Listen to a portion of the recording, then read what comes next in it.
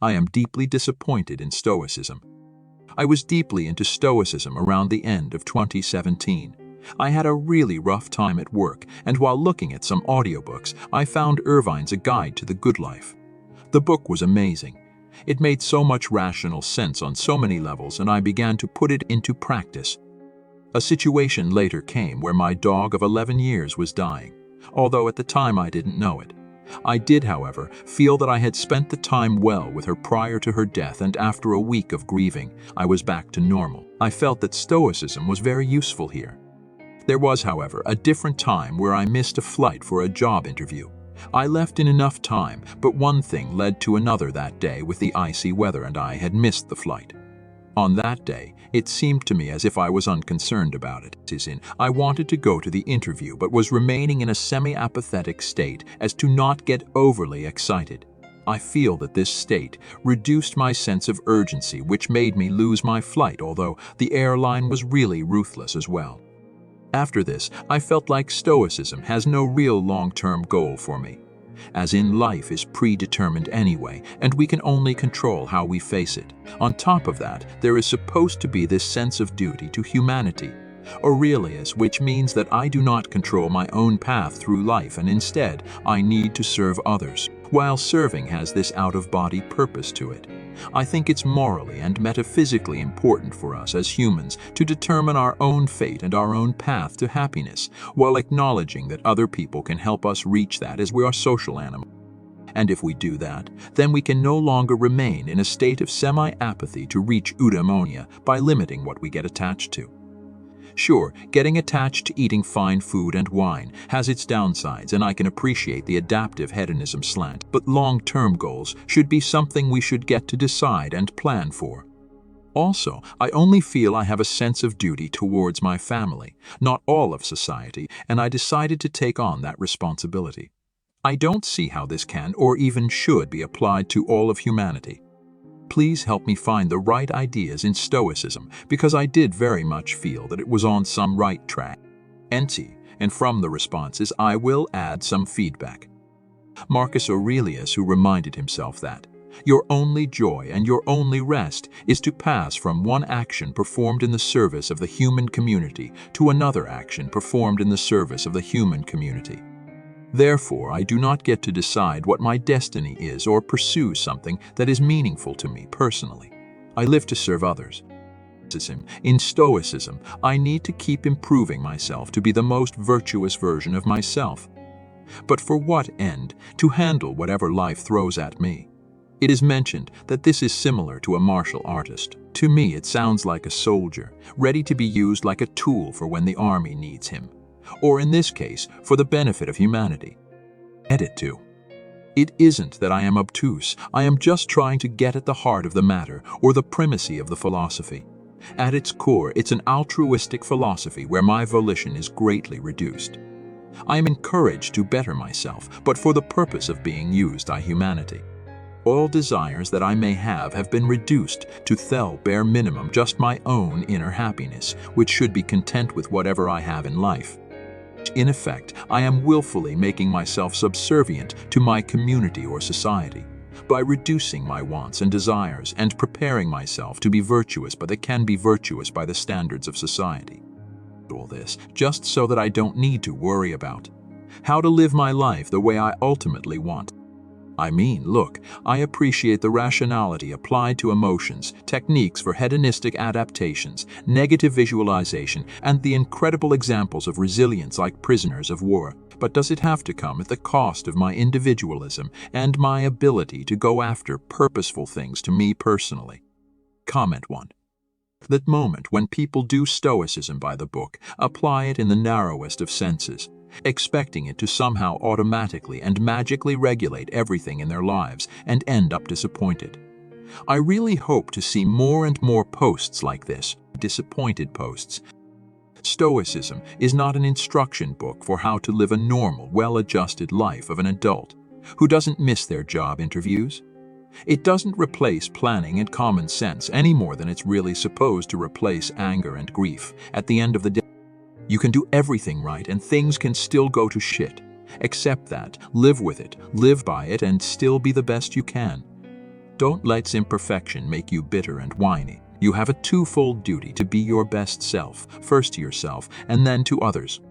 To be the best version you can be of the human you were born as, and concern yourself less with what others think, with wanting silly, useless things, with wallowing in self-pity about your failures and shortcomings.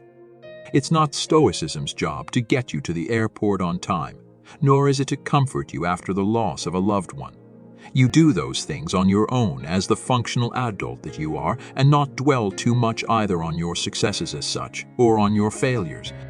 Concern yourself less with the literal recommendations of Stoicism, which were written in times very different from our own, for people with a very different ethos, and try to dig down to what they say to and about our human nature.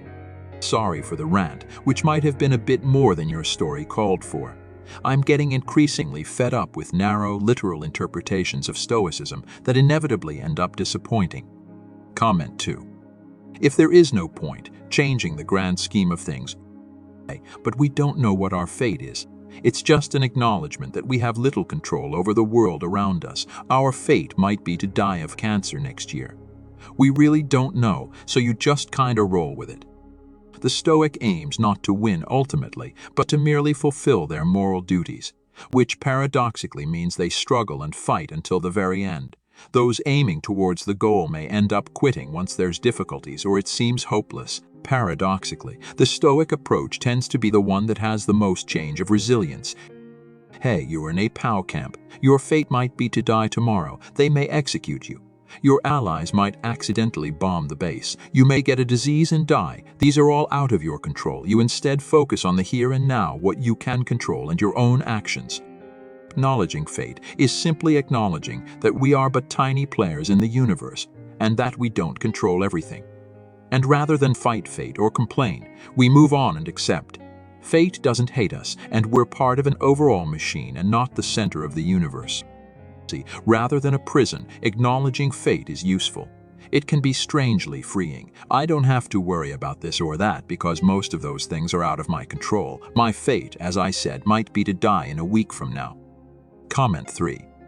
This is where I prefer the Vedanta philosophies of India, which take situations like these as being more like a game or playing a role in a theatrical production. Vedanta wouldn't encourage passivity in a situation like this, if the proper role for us to be playing is the angry customer role. Play the angry customer role when it is the correct time for it, but be ready and willing to let go of that role as soon as the moment passes and return to focusing on finding out who you really are underneath all these life roles. In the world, but not of the world, is the way it's phrased sometimes. The only major limitation to Stoicism, I suspect, is the difference between that point of time in history and this one. In the time of the original Stoics, it would have been much easier to live a truly independent life, which would have given one the freedom to simply walk away unsatisfied from any encounter. We're far too interwoven these days to be able to do that. So play your roles well, then forgive quickly and laugh it off easily. Comment 4. Discourses 3.23 to those who read and discuss for mere display. What doctor ever invites anyone to come to him to be cured? Although I hear that doctors in Rome nowadays do invite custom. But in my day, it was they who were invited in. I invite you to come and hear that you're in a bad way, and that you attend to everything except what you should be attending to, and that you don't know what is good or bad, and that you're miserable and unfortunate. A fine invitation that would be, and yet if a philosopher's discourse doesn't produce that effect, it has no life in it, nor does the man who is delivering it.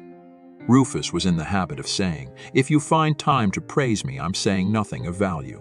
And indeed, he used to speak in such a way that each of us, as we sat in front of him, would imagine that someone must have been informing him of our faults, since he showed such a sure touch in assessing our condition and setting each man's failings before his eyes. 30 A philosopher's school, man, is a doctor's surgery. You shouldn't leave after having had an enjoyable time, but after having been subjected to pain. For you weren't in good health when you came in. No, one of you had a dislocated shoulder, another an abscess, another a headache. Am I to sit then and regale you with pretty thoughts and fine sayings, so that you'll go out singing my praises, one having his shoulder just as it was when he brought it in? another having his head in the same state, another still having his fistula, and another his abscess. Is it for this that young men are to travel away from home and leave their parents, friends, relations, and what small property they have so that they can shout, "Oh, bravo"? When you come up with your fine sayings, is that what Socrates used to do? Or Zeno or Cleanthes? Basically, you won't get the benefit out of Stoicism until you are willing to admit to your vices. For if you read this stuff and perhaps apply it from time to time when it suits you, then good for you. But if you apply it not as a tool, but as a philosophy, then it can make a profound difference in your life. And the wrench won't break when you need it most. You said that you have read Irvine's A Guide to the Good Life. Have you read Epictetus' Discourses? You enjoy this type of content and would like to see more of it, support the channel. Feel free to subscribe and turn on notifications.